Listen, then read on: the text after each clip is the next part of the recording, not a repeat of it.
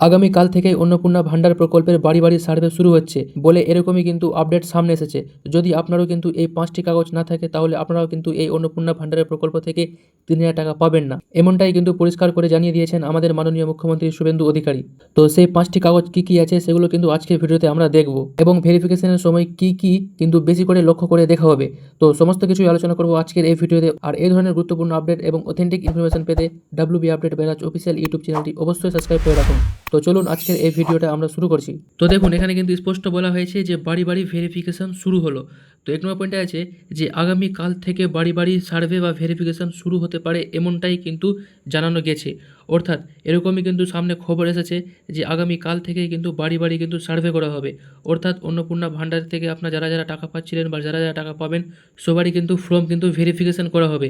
অর্থাৎ সরকারের দিক থেকে কিন্তু কিন্তু লোক আসবে এবং আপনার কিন্তু কাগজপত্র কিন্তু ভেরিফিকেশন করা হবে যে আপনারা যে ডকুমেন্টসগুলো কিন্তু সে ফর্ম ফিল আপ করার সময় দিয়েছিলেন সেগুলো কিন্তু ভালো করে যাচাই করা, যেগুলো তথ্য আপনি দিয়েছিলেন সেগুলো তথ্য সঠিক আছে কিনা সেগুলো কিন্তু ভেরিফিকেশন করা হবে। তারপরে দেখুন নেক্সট পয়েন্টে আছে অনলাইন বা অফলাইন উভয় আবেদনকারীদের ভেরিফিকেশন হবে। অর্থাৎ যারা অফলাইনে ফর্ম ফিল আপ করেছেন এবং যারা অনলাইনে ফর্ম ফিল আপ করেছেন প্রত্যেকের কিন্তু এই ভেরিফিকেশন হবে। তো এখানে কিন্তু এটা নাই যে যারা অফলাইনে ফর্ম ফিল আপ করেছে তাদের শুধু হবে বা যারা অনলাইনে ফর্ম ফিল আপ করেছে তাদের শুধু হবে। এখানে কিন্তু দুই ক্যাটাগরির মানুষেরই কিন্তু এখানে ভেরিফিকেশন করা হবে। তারপরে 3 নম্বর পয়েন্ট দেখুন, বলা হয়েছে বিশেষ করে যারা অনলাইনে ফর্ম ফিল আপ করেছে তাদের কিন্তু বেশি করে লক্ষ্য করা হবে।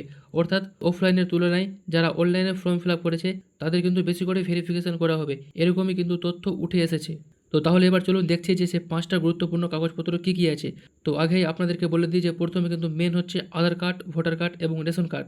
এই 3টা কিন্তু মোস্ট আপনাদেরকে কিন্তু রাইট করে রাখতে হবে।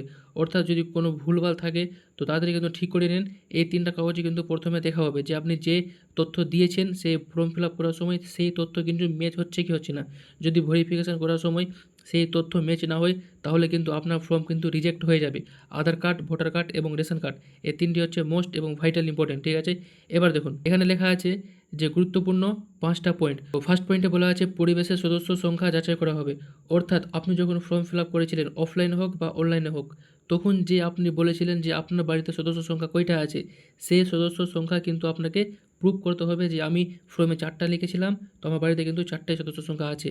যদি আপনি 5টা লিখে থাকেন তাহলে আপনাকে প্রুভ করতে হবে যে আপনার বাড়িতে 5টা সদস্য আছে, ঠিক আছে। এটা হচ্ছে মোস্ট ইম্পর্টেন্ট। তারপরে নেক্সট পয়েন্ট আছে বাড়িতে কিন্তু 3টার বেশি পাকা ঘর থাকলে চলবে না। অর্থাৎ আপনাকে কিন্তু দেখাতে হবে যে আপনার বাড়িতে 3টা পাকা ঘর নাই, তাহলেই কিন্তু আপনি অন্নপূর্ণা ভান্ডারে টাকা পাবেন। যদি 3টার বেশি কিন্তু বাড়ি থাকে তাহলে কিন্তু আপনি একদমই কিন্তু টাকা পাবেন না। তারপরে 3 নম্বর পয়েন্ট 4 চাকার গাড়ি।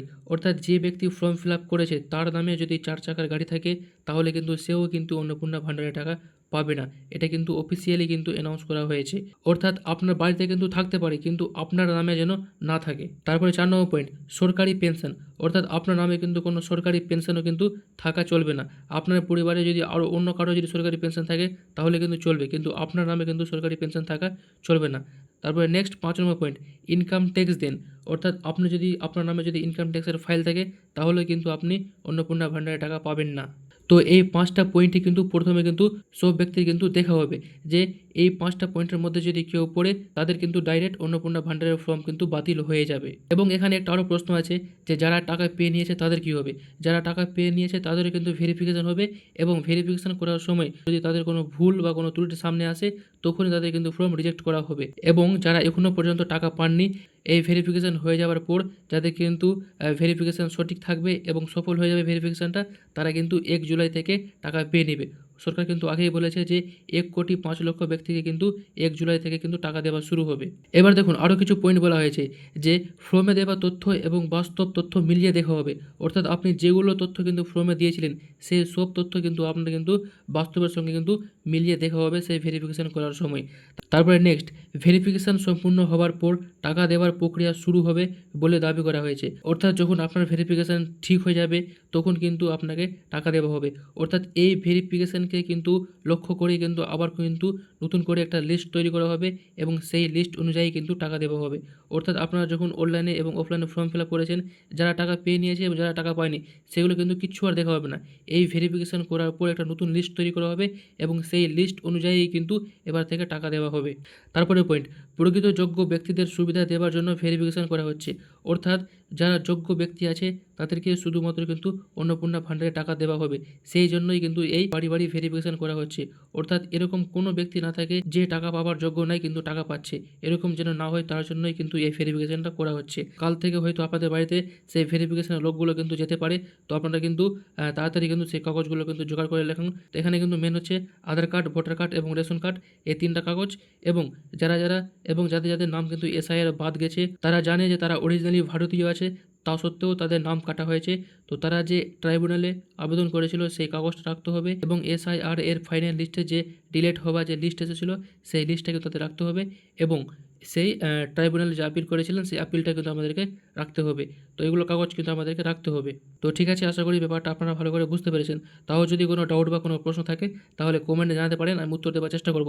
এবং এরকম গুরুত্বপূর্ণ আপডেট এবং অথেন্টিক ইনফরমেশন পাওয়ার জন্য WB update barrage official YouTube চ্যানেলটি অবশ্যই সাবস্ক্রাইব করে রাখবেন। চলুন আজকের জন্য এতটাই থাকলেও, দেখা হচ্ছে এরকম নেক্সট অন্য কোনো ইনফরমেশন ভিডিওতে। ধন্যবাদ।